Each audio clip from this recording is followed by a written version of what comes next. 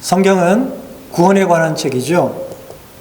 구원이라 그러면 여러분들 뭐가 떠오르십니까? 천국, 영생, 맞는 말이죠. 그런데 성경에는 구원이라는 말보다 의로움이라는 말이 더 많이 나옵니다.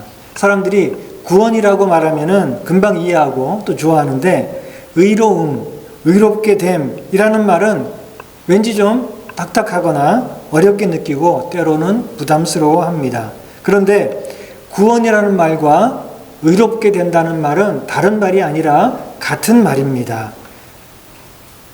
구원받는다는 것은 의롭게 된다는 것이고 의롭게 되지 않으면 구원받을 수가 없습니다. 그러면 의롭게 된다라고 할 때 그 의롭다는 게 무슨 의미일까요? 의롭다는 말은 원래 올바르다는 뜻입니다. 의롭다, 올바르다는 말입니다. 그렇기 때문에 의롭다는 것은 하나님과의 관계 속에서 올바르다, 즉 하나님과 올바른 관계 안에 있다, 그런 말입니다. 여러분들 하나님과의 관계가 올바릅니까? 그러면 여러분들은 의로운 것입니다. 하나님과의 관계가 올바르다는 것은 하나님이 우리를 인정해 주시고 그리고 하나님이 우리를 사랑하시고 우리도 하나님을 사랑하는 그런 좋은 관계, 기쁨과 사랑의 관계 속에 있다는 것이죠. 의인의 반대는 뭔가요? 죄인이죠. 의인의 반대는 죄인입니다. 죄인은 하나님과의 관계가 틀어졌습니다. 죄인은 하나님과의 관계가 틀어졌기 때문에 하나님의 얼굴을 피합니다. 하나님께 인정받고 사랑으로 교제하는 그런 복된 좋은 관계가 아니라 죄인은 하나님과의 관계가 틀어졌기 때문에 하나님을 피하게 됩니다. 아담과 하와가 죄를 지었죠. 하나님 말씀에 불순종하고 죄를 지었습니다. 그래서 제일 먼저 뭘 했습니까? 하나님의 얼굴을 피했습니다. 죄인은 하나님과의 관계가 틀어져 버렸기 때문에 그 관계가 끊어졌기 때문에 관계가 안 좋아졌기 때문에 결국은 무서워서 두려워서 겁이 나서 얼굴을 피하게 되는 것이죠. 시편 1편 1절에 보면은 복 있는 사람은 악인들의 꾀를 따르지 아니하며 죄인들의 길에 서지 아니하며 오만한 자의 자리에 앉지 않는다라고 말씀하고 있고요. 그리고 이어서 6절은 그런 의인들의 길은 여호와께서 인정하시나 악인의 길은, 죄인들의 길은 망할 것이다 라고 말씀하고 있습니다. 자, 그러면 우리는 어떻게 하나님과의 올바른 관계 안에 있어서 하나님의 인정을 받고 사랑을 받는 그런 복된 의인이 될 수가 있을까요? 신명기 6장 25절에 보면 우리가 어떻게 의로울 수 있는지가 나옵니다. 거기 보면 우리가 그 명령하신 대로 이 모든 명령을 우리 하나님 여호와 앞에서 삼가 지키면 그것이 곧 우리의 의로움이니라 할지니라. 우리가 하나님의 모든 명령, 뭐죠? 율법이죠. 하나님의 모든 율법을 잘 지키면 그러면 그것이 우리의 의로움이다. 하나님의 명령 우리가 잘 지킬 때 하나님과의 좋은 관계 속에 있게 된다는 것입니다. 그래서 시편 1편 2절에서도 복 있는 사람, 즉 의인은 오직 여호와의 율법을 즐거워하여 그 율법을 주야로 묵상하는 사람이다 라고 말씀하고 있습니다. 의롭게 되기 위해서는 하나님의 말씀, 율법을 묵상하며 즐겁게 순종해야 됩니다. 다시 말해서 하나님과의 올바른 관계 속에 있기 위해서, 즉 의롭기 위해서는 하나님이 원하시는 올바른 행동을 해야 됩니다. 하나님과의 올바른 관계가 속에 살기 위해서는 뭘 해야 된다고요? 하나님이 원하시는 올바른 행동을 하면 됩니다. 그게 뭡니까? 하나님의 모든 명령, 율법을 잘 지켜 행하는 것입니다. 자, 그런데 이거는 불가능합니다. 이거는 길이 없는, 끊어진 길, 갈 수 없는 길입니다. 이거는 불가능합니다. 아담과 하와는 처음부터 실패했죠. 그리고 그 후에 모든 인간들은 다 한결같이 실패했습니다. 그래서 로마서 3장 1절을 말씀하기를 기록된 바 의인은 없나니 하나도 없다라고 말씀하고 있고, 이어서 23절에도 보면 모든 사람이 죄를 범하였음에 하나님의 영광에 이르지 못하고, 즉 하나님과의 그 올바른 관계 속에 있지 못하게 되었다. 하나님과의 관계가 틀어지게 되었다라고 말씀하고 있습니다. 갈라디아서 3장 11절에서도 바울은 분명하게 선언하기를, 또 하나님 앞에서 아무도 율법으로 말미암아 의롭게 되지 못할 것이 분명하니, 그 누구도 율법을 잘 지켜서 올바른 행동을 통해서 하나님과의 올바른 관계 속에 살아가기가 갈 수가 없다. 그것은 불가능하다라고 분명히 선언하고 있습니다. 이것이 인간 최대의 비극입니다. 우리가 할 수 있는 게 아무것도 없는 거죠. 자, 그런데 우리에게 자꾸 올바른 행동을 해서 하나님과의 올바른 관계 속에 들어가서 하나님과 좋은 관계 속에 살아라, 올바른 행동을 해서 의롭게 될 수 있다, 이렇게 우리에게 자꾸 말하는 사람이 있으면 그 사람은 어떤 사람입니까? 사기꾼이죠. 그거는 불가능한 길이라고 얘기했죠. 성경은 분명히 얘기했습니다.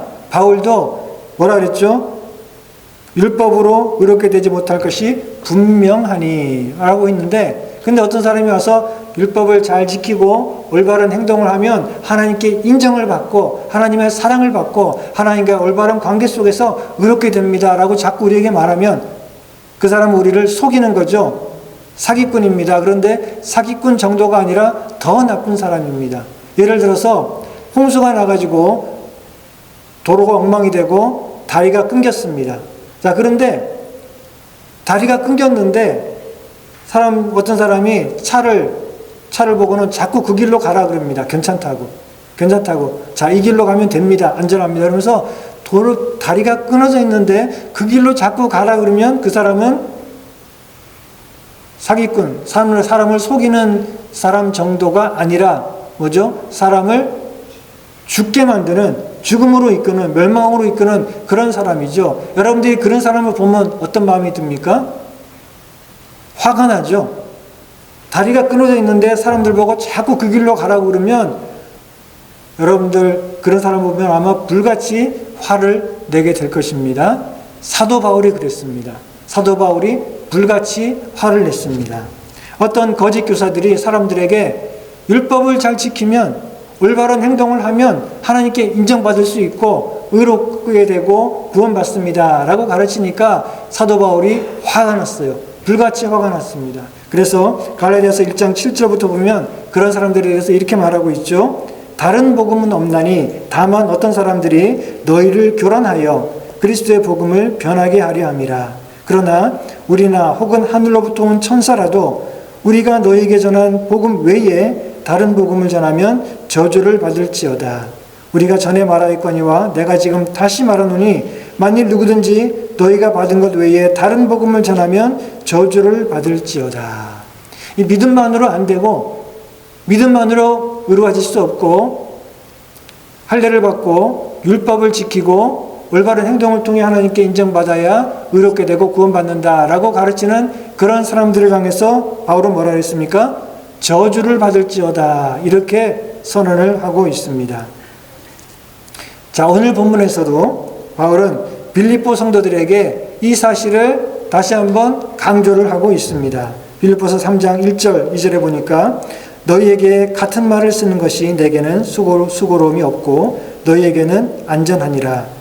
개들을 삼가고 행악하는 자들을 삼가고 몸을 상해하는 일을 삼가라 라고 얘기하고 있습니다. 바울은 율법을 잘 지켜야지 하나님께 인정받을 수 있고 또 하나님과 올바른 관계 속에 들어갈 수 있습니다. 즉 의로워질 수 있습니다. 이렇게 말하는 사람들을 향해서 개라고 말하고 있고 악을 행하는 자들이라고 말하고 있고 그리고 몸을 상해하는 일을 하고 있다라고 하고 있습니다. 몸을 상하게 한다. 이 말은 몸에 할례를 행하도록 자꾸 얘기한다는 것입니다. 그러니까 할례를 받고 율법을 지키고 그래서 하나님께 의로움을 인정받고 구원받을 수 있다라고 말하는 그런 사람들을 향해서 바울은 뭐라 그랬죠?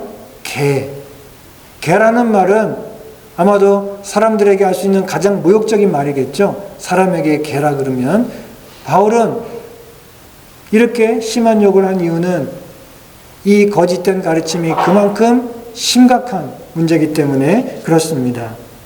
그들은 사람들에게 불가능한 일을 가르치고 그리고 결국 그들을 멸망으로 이끌어가고 있기 때문에 바울은 그들을 향해서 이렇게 아주 심하게 얘기하고 또 그들의 그런 거짓에 속지 말라고 경고하고 있는 것입니다. 사실 바울은 그들이 말하는 것을 다 이미 해본 사람입니다. 그들이 누구죠? 거짓 교사들이죠. 복음을 믿는 것만으로 안 되고 할례를 받고 그리고 율법을 지키고 하나님께 의로운 행동을 통해 인정받아야지 구원받는다라고 말하는데 바울은 율법이 명하는 모든 것들을 이미 다 온전하게 해본 사람입니다. 그 누구보다도 율법을 지키는 일에 진심이었고 열심이었던 그런 사람입니다. 율법으로 이렇게 될 수 있다면 바울이 아마 1등일 것입니다. 바울은 이 거짓 교사들, 율법으로 구원받습니다라고 가르치는 이 거짓 교사들과는 비교도 할 수 없을 정도로 율법에 있어서 완벽한 그런 사람이었습니다. 예를 들어서 어떤 사람이 길거리에서 사람들을 붙잡고 막 얘기를 해요. 저기요, 빨리 미국 시민권을 따야 돼요. 안 그러면 추방당할지 몰라요. 저도 중국에서 왔는데요. 얼마 전에 시민권 땄어요. 시민권 안 따면 큰일 납니다.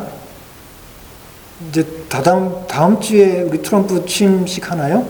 그렇죠. 예, 그것 때문에 뭐 불안해하는 사람들도 있긴 한데 어쨌든 어떤 사람이 막 그러는 거예요. 사람들 붙들고 지금 빨리 시민권 따야지 안 그러면 큰일 납니다. 그래서 이제 어떤 사람 붙들고 얘기합니다. 시민권 있어요. 빨리 따야 됩니다. 막 얘기하는데 그 사람이 어떤 사람인가 하면 이 사람은 이미 시민권이 있는 사람이에요. 자, 그런데 그 사람은 시민권을 중간에 이렇게 취득한 사람이 아니라 태어날 때부터 시민권을 가진 사람입니다. 자, 그런데 태어날 때부터 태생적인 미국 시민일 뿐만 아니라 이 사람은 저희 집 아이들은 외국인의 자녀지만 미국에서 태어났기 때문에 미국 시민으로 태어났죠. 근데 이 사람은 부모가 다 미국 사람이에요. 그래서 미국 사람 밑에서 태어난 그런 미국 사람입니다. 자, 그리고 이 사람은 족보를 따져봤더니 미국 건국의 아버지라고 불리우는 조지 워싱턴의 후손이에요. 그리고 이 사람이 학교를 어디 다니냐 봤더니 웨스트 포인트, 어디죠? 미국 육군사관학교. 거기를 나왔고 참전 용사입니다. 그리고 미국 정부로부터 훈장을 2개나 받은 사람이에요. 자, 그런 사람 붙들고 미국 시민권 따야 됩니다. 안 그러면 큰일 납니다. 이렇게 얘기하면은 얼마나 우스운 일이겠습니까?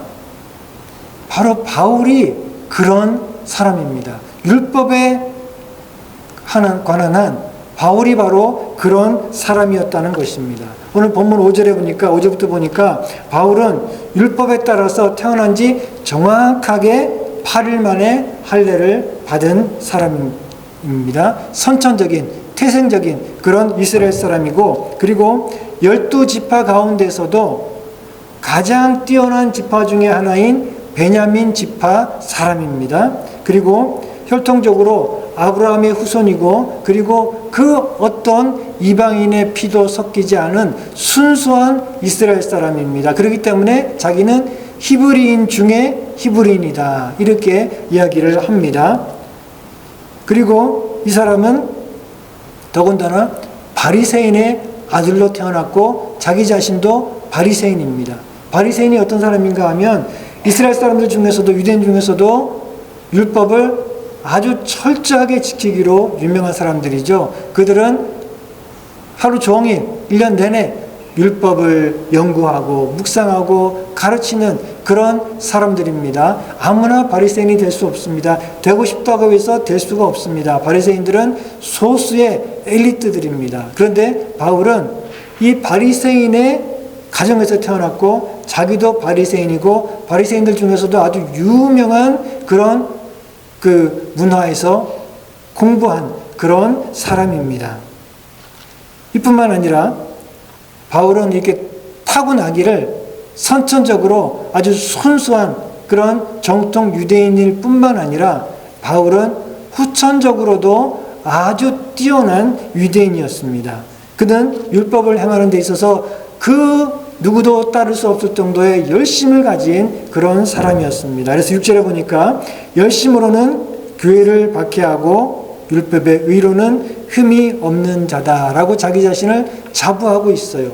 바울은 얼마나 율법에 열심이었는지 복음을 믿기 전에는 단지 교회를 반대한 것뿐만 아니라 그 교회를 핍박하기 위해서 사방천지를 뛰어다닌 그런 아주 열심히 있는 사람이었습니다. 그리고 그는 율법을 철저하게 지켰기 때문에 율법에 조금이라도 어긋난 일은 한 적이 없다라고 자부할 수 있는 그런 사람이었습니다. 이런 바울이 율법을 통해서 의롭게 될 수 없다면 그 누구도 율법을 통해 의로워지거나 구원받을 수는 없을 것입니다. 지금 바울은 그 얘기를 하고 있는 것입니다. 4절부터 6절까지 바울은 자기가 혈통적으로나 또 자기의 모든 이런 노력적으로 볼 때 자기가 얼마나 순수하고 정통적인 그런 유대인이었는지를 말하고 또 자랑한 다음에 7절에 보니까 이렇게 말합니다. 그러나 무엇이든지 내게 유익하던 것을 내가 그리스도를 위하여 다 해로 여긴다라고 얘기하고 있습니다. 이 혈통적으로나 종교적인 열심으로 볼 때 자기가 가진 모든 조건은 하나님 앞에서 의롭다라고 인정받기에 그야말로 완벽해 보이는 그런 조건이었습니다. 너무나 자기는 그것이 유일한 하나님 앞에 인정받기에 참으로 유리한 그런 조건들을 가지고 있었습니다. 그렇지만 바울은 그것들이 더 이상 자기에게 유익한 것이 아니라 오히려 해로운 것이다 라고 이야기를 하고 있습니다. 왜 그럴까요? 자기는 이렇게 아주 순수한 그런 유대인의 가정에서 태어났고 바리새인이고 율법을 열심히 지키는 그런 열심 있는 사람이라서 율법으로 볼 때 거의 완벽한 사람인데 근데 왜 그 사실이 자기에게 유리한 조건이 아니라 해로운 것이라고 말을 했을까요? 그것은 바울은 율법으로는 하나님께 인정받거나 의롭게 될 수 없다는 사실을 깨달았기 때문에 그렇습니다. 율법을 통해 내가 하나님께 의롭다라고 인정받을 수는 없다는 사실을 깨달았기 때문에 바울은 자기가 가진 모든 조건이 이제 더 이상 유리한 것이 아니라 좋은 것이 아니라 오히려 해롭다라고 말합니다. 왜냐하면 바울은 율법에 비춰볼 때 너무나 훌륭하거든요. 다른 사람들보다 월등하게 뛰어나고 더 순수한 혈통의 유대인이죠. 율법을 잘 지켜왔지요. 그러니까 자꾸만 그것을 의지하게 됩니다. 자기가 율법에 있어서 탁월하기 때문에 너무나 그것을 잘 지켜왔기 때문에 그것으로는 결국은 구원받지 못함에도 불구하고 자꾸만 그것을 의지하고 또 그것을 자랑하게 됩니다. 그러니까 자기가 가진 이 율법에 대해서 탁월한 이 모든 조건들이 오히려 자기가 진정으로 의롭게 되는 데 있어서는 방해가 걸림돌이 되고 있기 때문에 그것을 해롭다라고 얘기하고 있는 것입니다. 자, 그러면 진정으로 하나님 앞에서 의롭다라고 인정받기 위해서는 어떻게 해야 될까요? 먼저 자신은 율법을 잘 지킨 의인이 아니라 죄인이라는 사실을 인정을 해야 됩니다. 누가복음 5장 32절에 예수님 말씀하시기를 내가 의인을 부르러 온 것이 아니라 죄인을 불러 회개시키러 왔노라 라고 말씀하고 있습니다. 예수님 당시에 바리새인들, 율법사들, 또 서기관들, 제사장들 그 사람들은 대부분 다 예수님을 배척하고 그리고 복음을 배척하고 결국은 구원받지 못했습니다. 왜 그랬을까요? 그들은 자기 자신이 죄인이 아니고 의인이라고 생각했기 때문에 그렇습니다. 그런 사람들에게는 예수님이 아무런 관계가 없습니다. 왜냐하면 예수님께서는 나는 의인을 부르러 온 것이 아니라 죄인을 불러 회개시키러 왔노라 라고 말씀하셨기 때문에 그렇습니다. 의롭게 되는 길은 두 가지 길이 있습니다. 첫 번째는 뭐라 그랬죠? 올바른 행동을 통해서 하나님과의 올바른 관계 안에 들어가는 것, 율법을 잘 지켜서 의롭다함을 받는 것. 그러나 이 길은 어떤 길이라 그랬죠? 불가능한 길입니다. 그 길은 끊어져 있는 길입니다. 그 길로 가면은 결국은 목표에 도달할 수가 없습니다. 그런데 이제 우리에게는 두 번째 길이 있습니다. 아까 갈라디아서 3장 11절에 바울은 말하기를 또 하나님 앞에서 아무도 율법으로 말미암아 의롭게 되지 못할 것이 분명하니 이렇게 선포했다 그랬죠. 그런데 바로 그 다음에 이어서 바울은 뭐라 그랬냐면은 이는 의인은 믿음으로 살리라 하였음이니라 라고 말씀하고 있습니다. 예수 그리스도를 믿음으로 말미암아 의롭게 되고 하나님께 인정받는 것, 이것이 두 번째 길이고 이것이 우리가 진정으로 하나님 앞에서 의롭게 될 수 있는 유일한 길입니다. 그래서 예수님께서는 요한복음 14장 6절에 이렇게 말씀하셨죠. 내가 곧 길이요 진리요 생명이니 나로 말미암지 않고는 아버지께로 올 자가 없느니라. 아버지께로 가서 아버지와 올바른 관계 속에서 살아가면서 인정받을 수 있는 길은 오직 길이요 진리요 생명이신 예수님을 통해서밖에 없다라고 말씀하고 있는 거죠. 그러니까 예수님을 믿는 그 길이 의롭게 되는 유일한 길이다라고 말씀하고 있습니다. 인간은 죄로 인해서 하나님과의 관계를 망쳤고 그래서 이제 자신이 나서가지고 그 관계를 좀 회복시켜 보려고 하나님이 말씀하신 대로 다 순종해서 하나님을 기쁘시게 하고 하나님의 인정을 받으려고 했지만 그것은 불가능합니다. 그 누구도 자신의 올바른 행동을 통해 하나님께 인정받은 사람은 없습니다. 이것이 인간의 최대 비극이라고 했습니다. 자, 그런데 이번에는 하나님께서 나섰어요. 끊어진 관계, 뒤틀어진 관계를 인간의 힘으로는 회복할 수가 없습니다.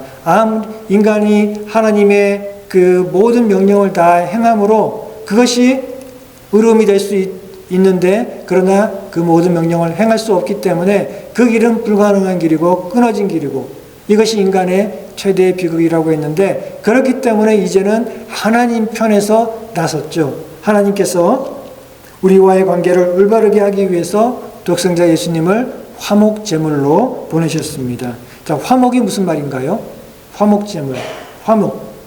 화목은 뒤틀려진 관계를, 깨진 관계를 올바르게 회복시킨다 그런 말이죠. 하나님과 우리의 관계가 이제 죄로 인해 깨어지고 뒤틀려졌을 때 그것을 올바르게 회복시켜서 우리를 의롭게 하는 것이 뭐라고요?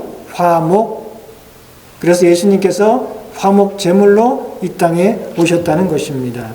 이제 우리가 해야 될 일은 바로 하나님이 하신 이 놀라운 화목의 역사, 예수님의 십자가를 통한 화해의 이 역사를 우리가 믿고 의지하는 것입니다. 그러면 하나님과의 올바른 관계가 회복이 됩니다. 즉 화목이 이루어지는 것입니다.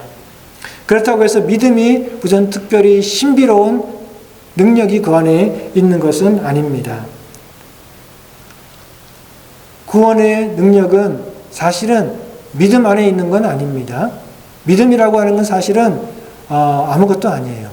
그렇죠? 우리를 하나님과의 관계 속에서 회복시키는 것은 무엇입니까? 화목 제물입니다.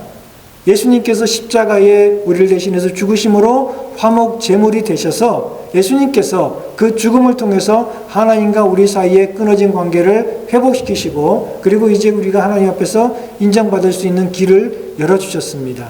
바로 예수님의 그 십자가의 죽으심, 그 화목 사역에 우리를 구원하고 의롭게 하는 놀라운 능력이 있는 것입니다. 그래서 로마서 3장 24절에 말씀하기를 우리가 그리스도 예수 안에 있는 속량으로 말미암아 하나님의 은혜로 값없이 의롭다 하심을 얻은 자 되었느니라 라고 말씀하고 있어요.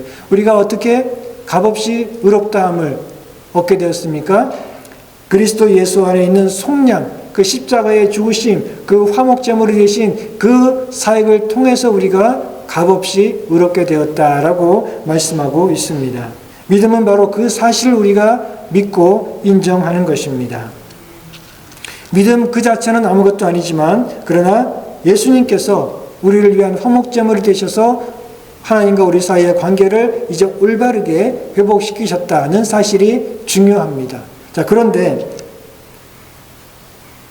그 사실을 믿지 않으면 하나님께서 예수님을 화목제물로 보내셔서 이 끊어진 관계, 이것을 다시 회복시키셨다는 이 사실을 우리가 만약에 믿지 않으면, 그러면 이 하나님의 놀라운 구원의 역사는 우리에게 아무 소용이 없는 거겠죠.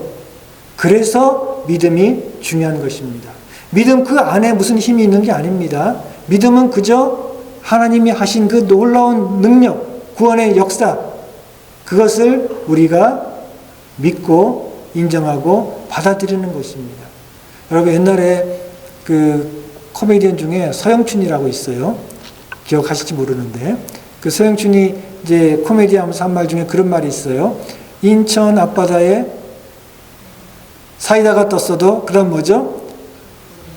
곱부가 없으면, 곱부가 이제 컵이라는 얘기죠. 예, 곱부가 없으면 못 마십니다. 그런 얘기가 있는데, 인천 앞바다에 사이다가 떴어도, 예를 들어서 바닷물이 전부 다 사이다라고 해도 곱부가 없으면, 컵이 없으면 못 마시죠. 그렇죠? 마찬가지로 하나님의 놀라운 구원의 은혜와 사랑이 쏟아졌는데 십자가에서 예수님이 우리를 위한 화목제물이 되셔서 끊어진 관계를 회복해 주시는 이런 놀라운 역사를 이루어 주셨는데, 그런데 믿음이 없으면, 그것을 믿고 의지하는 이 믿음이 없으면 그 놀라운 은혜, 차고 넘치는 은혜가 우리에게 아무 소용이 없고 상관이 없게 되는 거죠. 그래서 믿음이 중요한 것입니다. 하나님께서 나서서 우리와의 관계를 다시 회복시켜 주셨고, 그 일을 위해서 우리 예수님께서 화목제물이 되셔서 십자가에서 우리를 대신해서 죽으셨구나 하는 것을 우리가 믿고 의지할 때 그 하나님의 은혜가, 그 회복의 역사가, 의로움의 그 축복이 우리의 것이 되는 것입니다. 그래서 로마서 4장 5절에 말씀하기를 이를 아니할지라도 경건하지 아니하는 자를 의롭다 하시는 이를 믿는 자에게는 그 믿음을 의로 여기시나니. 자, 그렇기 때문에 이제 믿음이 의가 된다는 것입니다. 믿음 자체는 아까 말했듯이 아무것도 아니지만 그 믿음은 하나님이 하신 그 놀라운 역사, 속량의 역사, 화목의 역사를 믿는 거기 때문에 그 믿음이 이제 우리에게 의가 된다라고 말씀하고 있습니다. 그래서 오늘 본문에서도 바울은 얘기하기를 9절에 내가 가진 의는 율법에서 난 것이 아니요 오직 그리스도를 믿음으로 말미암는 것이니 곧 믿음으로 하나님께로부터 난 의다라고 얘기하고 있습니다. 자, 이렇게 이제 믿음으로 말미암아 의롭게 된 사람들은 어떻게 살아야 될까요? 본문 8절 9절에 말씀하기를 또한 모든 것을 해로 여김은 내 주 그리스도 예수를 아는 지식이 가장 고상하기 때문이라. 내가 그를 위하여 모든 것을 잃어버리고 배설물로 여김은 그리스도를 얻고 그 안에서 발견되려 함이니. 이렇게 말하고 있어요. 자, 바울은 율법을 의지하고 자랑하는 것이 오히려 자신에게 의롭게 되는데 방해가 되고 걸림돌이 되기 때문에 그것을 다 버렸다라고 했죠. 다 해로 여겼다라고 했습니다. 자기는 율법으로 인해서 자랑할 게 너무너무 많은 사람입니다. 그런 유대인으로서의 특권을 가진 사람입니다. 그런데 그것들을 다 해로 여기고 버렸다 그랬습니다. 왜냐하면 그것이 진정으로 의롭게 되는데 방해가 되기 때문에 그랬습니다. 뿐만 아니라 오늘 본문에 계속해서 말하기를 바울이 예수 그리스도를 믿고 그리고 믿음 안에서 그리스도와 연합해서 하나가 돼서 내가 그리스도 안에 있고 그리스도가 내 안에 있는 이런 관계 속에 살아가는데 방해가 되는 것이 있다면 무엇이든지 나는 그것을 다 버린다라고 얘기하고 있습니다. 그런 것들은 다 나에게 해롭고 그리고 그렇기 때문에 나는 그것을 다 버리고 배설물처럼 여긴다라고 이야기하고 있습니다. 복음서에 보면 예수님의 제자들이 예수님을 만났을 때 그렇게 했습니다. 그들은 다 모든 것을 버리고 예수님을 쫓아갔다라고 복음서는 기록하고 있습니다. 예수님께서도 누가복음 14장 33절에 말씀하기를 이와 같이 너희 중에 누구든지 자기의 모든 소유를 버리지 아니하면 능히 내 제자가 되지 못하리라 라고 말씀하고 있습니다. 이렇게 그리스도를 믿는 믿음 안에서 하나님께 인정받고 의롭게 되기 위해서는 그 그리스도 안에 있기 위해서 그것에 방해되는 모든 것들은 그것이 아무리 나에게 유익하고 좋은 것이라고 해도 그것들은 내가 다 해로 여기고 그리고 다 배설물처럼 버렸다라고 바울은 얘기하고 있고 예수님의 제자들은 그 길을 따라갔고 예수님께서는 예수님을 따라오는 자들에게 바로 그렇게 말씀하고 계십니다. 그래서 여러분들도 그렇게 하셨죠? 여러분들도 주님을 믿고 따라가서 하나님과의 올바른 관계 속에 살아가기 위해서 모든 것을 버리셨죠? 우리가 찬송 부를 때 주 예수보다 더 귀한 것은 없네. 그 찬양 부를 때마다 우리가 새롭게 고백하는 거죠. 예수님보다 더 귀한 것 없고 내가 예수님 안에 있는 것, 예수님 안에 있고 예수님이 내 안에 계시고 주님과 연합해서 그것을 통해서 내가 하나님께 올바르다고 인정받는 그것이 가장 중요하기 때문에 주 예수보다도 더 귀한 것은 없네. 세상 모든 건 내가 다 버렸네. 여러분 이 찬송 부를 때마다 그렇게 고백하시는 거 맞죠?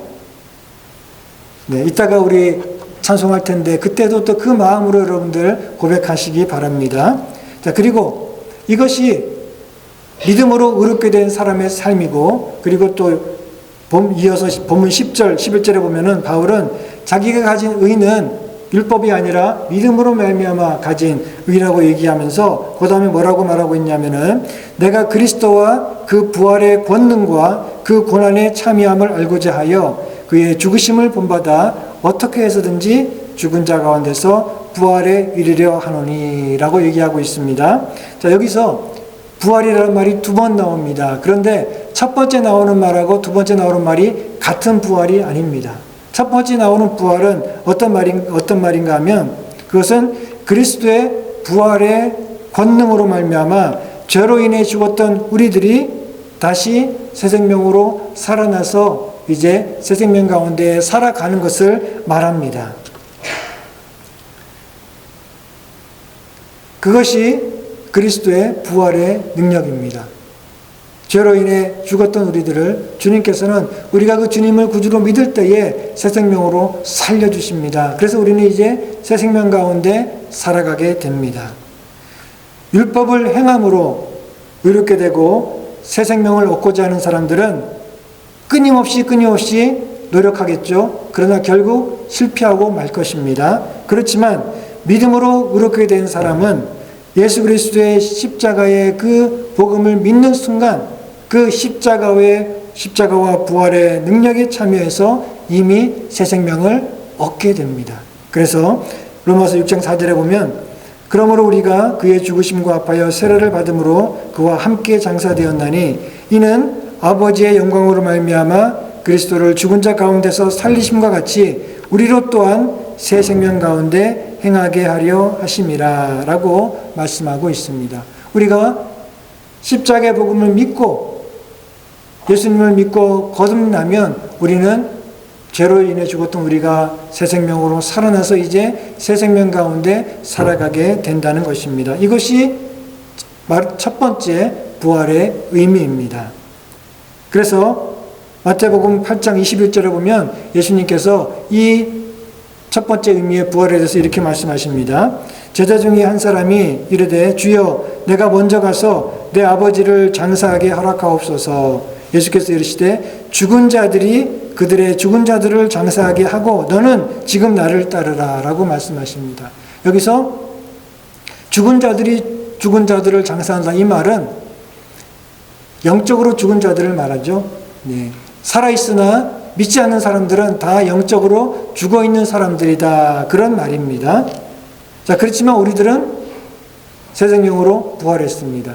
언젠가 우리가 주님이 다시 오실 때 우리가 완전한 그 육체로 부활하게 되겠지만 그뿐 아니라 우리는 예수님을 믿는 순간 이미 새 생명으로 부활을 했습니다. 그것이 거듭난다는 것이죠. 새롭게 새 생명으로 거듭나서 태어났고 그 새 생명이 지금 우리 안에 역사하고 있습니다. 자, 그런데 우리가 죽어있는 사람이나 지금 새 생명으로 부활했다는 우리나 똑같이 살아가면 뭔가 문제가 있는 거죠. 많은 죽어있는 사람들 가운데 우리는 살아난 사람인데 죽은 사람이나 산 사람이나 똑같으면 이 말이 안 되는 거겠죠. 그러니 우리는 살아있는 사람, 새 생명으로 부활한 사람답게 살아가야 됩니다. 더군다나 우리 기독교인이 살아난 사람이라고 하는데 그런데 세상 사람들보다 더 이기적이고 더 욕심이 많고 더 무책임하고 불의한 일을 해가지고 사람들로부터 욕을 먹고 개독이라는 사람을 듣는다면 이거는 정말 큰일이죠. 행함으로 인정을 받아서 의롭게 되려는 사람은 끊임없이 의롭게 살려고 노력하고 선하게 살려고 노력을 하게 될 것입니다. 몰몬교도 그러고 여호와의 증인도 그러고 안식교도 그러고 이런 이단들은 행함으로 의롭게 되고 인정받고 구원받는다라고 가르치기 때문에 끊임없이 죽을 때까지 열심히 이런 의로운 삶을 살려고 노력을 합니다. 그러나 결국에는 실패할 수밖에 없습니다. 의인은 없나니 하나도 없고 우리 모두가 다 죄인이고 그 행함으로 인해 구원받는 길은 끊어져 있는 길, 불가능한 길이기 때문에 그렇습니다. 근데 우리는 믿음으로 이미 의롭게 되었다라고 해서 믿음으로 이미 새 생명을 얻었다라고 해서 이제 안심하거나 아무렇게나 살아서는 안 되겠죠. 우리는 이미 얻었습니다. 행함으로 의롭다함을 받으려고 하는 사람들이 열심히 얻으려고 노력하는 그것을 우리는 이미 얻었어요. 믿음으로 말미암아. 그렇죠? 자, 그러니 이제 우리는 안심하고 마음대로 살아도 되느냐? 그거는 아니라는 것입니다. 사실 우리는 그런 사람들보다 더 열심히 살아야 돼요. 이 여호와의 증인, 몰몬교 이 사람들은 윤리적으로, 도덕적으로 아주 선하게 살고 어려운 이웃들을 돕고 하는 일에 굉장히 열심을 내고 그래서 사람들이 그 사람들을 굉장히 높게 평가를 해줍니다. 그런데 우리는 그런 사람들보다 더 도덕적으로 윤리적으로 선하게 살고 의롭게 살아가야 됩니다. 왜냐하면 우리는 그리스도의 부활의 능력으로 말미암아 새 생명으로 부활한 사람들이기 때문에 세상 사람들과는 근본적으로 다른 사람들이기 때문에 그렇습니다. 우리는 이미 세상 사람들과 근본적으로 다른 그런 사람이 되었기 때문에 이제 우리의 삶도 행동도 세상 사람들과 완전히 달라야 된다는 것입니다. 우리는 우리의 행동을 통해 의로워지기 위해서 노력하는 사람이 아니라 이미 믿음으로 말미암아 하나님의 은혜로 의로워진 사람이고 새 생명을 가진 사람이 되었기 때문에 그래서 근본적으로 다른 사람으로 변화되었기 때문에 우리는 세상 그 누구보다도 그 어떤 사람들보다도 더 의롭고 선하게 살려고 노력하며 또 그렇게 살아가는 사람들이 되어야 된다는 것입니다. 자, 그렇게 되면 그러면 세상 사람들은 우리들의 착하고 의로운 행실을 보고 하늘에 계신 우리 아버지에게 영광을 돌리게 되거나 아니면 어둠이 빛을 싫어하는 것처럼 죄악 가운데 어둠 가운데 살아가는 세상 사람들은 이런 우리들을 보고 오히려 미워하고 싫어하고 그리고 핍박을 하게 될 것입니다. 그렇지만 우리가 세상으로부터 우리가 예수님을 위해서 예수님 때문에 의롭게 살려고 하다가 세상으로부터 핍박과 미움을 받게 된다면 그러면 그것은 우리가 이미 주님의 부활의 권능과 새 생명에 참여하고 있다는 증거가 될 것입니다. 그래서 요한복음 15장 18절부터 예수님께서 말씀하시기를 세상이 너희를 미워하면 너희보다 먼저 나를 미워한 줄을 알라. 너희가 세상에 속하였으면 세상이 자기의 것을 사랑할 것이나 너희는 세상에 속한 자가 아니요 도리어 내가 너희를 세상에서 택하였기 때문에 세상이 너희를 미워하느니라 라고 말씀하고 있습니다. 우리가 욕먹을 일을 해가지고 세상 사람들로부터 비난을 받거나 또 욕을 먹는 것이 아니라 주님 때문에 우리가 의롭게 살고 선하게 살려고 하기 때문에 세상 사람들로부터 좀 미움을 받고 핍박을 받아야 될 텐데 우리가 너무 좀 편하게 살아가고 있지 않은지 반성을 해야 될 것 같아요. 우리가 세상으로부터 별로 그렇게 미움받을 일도 없고 세상 사람들이 다 우리를 좋아한다 그러면 그게 좋은 일이 아니라 우리가 정말 예수 그리스도 안에 있고 그리고 그 새 생명 가운데 살아가기 때문에 예수님 때문에 우리가 의롭게 살려고 하기 때문에 세상으로부터 좀 미움과 핍박을 받을 수 있도록 우리가 좀 더 분발해서 더 철저하게 믿음으로 살려고 노력해야 될 줄 믿습니다. 그렇게 하면 11절에 말씀하고 있는 대로 최종적인 부활, 즉 영광스러운 의인의 부활에 우리가 참여하게 될 것입니다. 사랑하는 성도 여러분, 우리가 가진 의는 우리의 것이 아닙니다. 우리의 의는 더럽고 냄새나고 형편이 없습니다.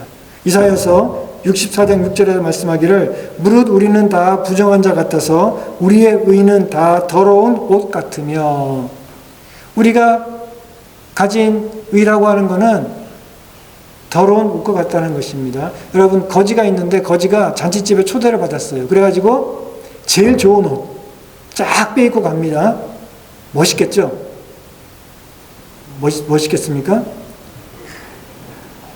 여러분, 그 거지가 한번 자기 나름대로 막 잘 빼입고 차려입고 이 양복도 입고 넥타이도 입고 그리고 이렇게 온 경우 본 적이 있습니까? 저는 본 적이 있어요. 근데 얼마나 꾀지지한지 자기는 제일 좋은 옷 쫙 차려입고 왔다라고 하는데, 그런데 그 양복이라는 게 얼마나 여기저기 뜯어지고 또 구겨지고 냄새나고 꾀지지한지 참 가관이죠. 우리의 의라는 게 그렇다는 것입니다. 우리가 만약에 가진 의라는 게 있다면 그것은 하나님 보실 때에 이렇게 냄새나고 더럽고 초라한 그런 의라는 것입니다.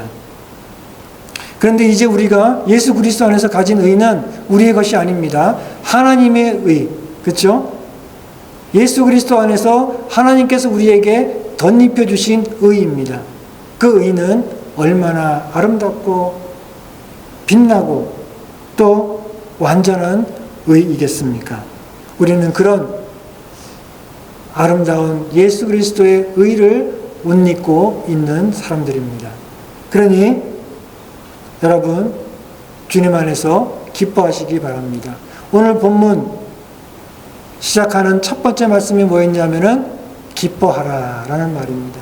우리가 이렇게 우리의 의로는 하나님 앞에서 여전히 꾀죄지하고 냄새나고 더럽고 추악하지만, 그러나 하나님께서 예수 그리스도 안에서 우리에게 너무나 아름답고 빛나는 의의 옷을 입혀주셨으니 우리는 하나님 앞에서 늘 기뻐하고 감사해야 됩니다. 그리고 늘 그 예수 그리스도만을 자랑하는 삶을 살아야 됩니다. 그리고 믿음으로 의롭게 된 우리들은 이제 예수 그리스도의 부활의 권능을 통해서 새 생명을 이미 얻었다는 사실을 여러분들 기억하시고, 그리고 늘 그 새 생명에 걸맞는, 세상 사람들과 근본적으로 다른 그런 새 생명에 걸맞는 의롭고 선한 행실로 하나님께 영광 돌리시는 여러분들 다 되시기를 주님의 이름으로 축원합니다.